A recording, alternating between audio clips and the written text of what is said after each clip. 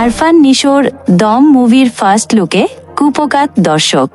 তবে কি শাকিব খানের মুভির সঙ্গে আবারও টক্কর দিতে যাচ্ছে? দম আটকানো সহজ, কিন্তু দমিয়ে রাখা অসম্ভব।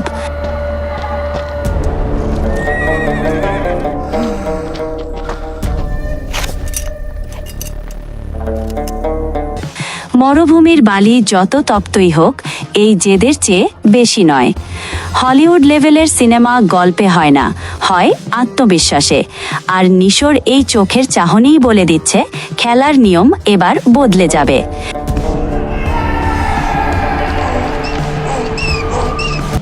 কল্পনা করুন এক তপ্ত মরুভূমির কথা, যেখানে আকাশ থেকে আগুন ঝরছে আর পায়ের তলায় বালি নয়, যার জ্বলন্ত কয়লা।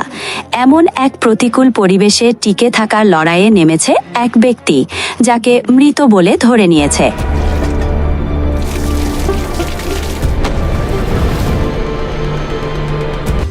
কিন্তু তার ভেতরে এখনো রয়ে গেছে শেষ দম।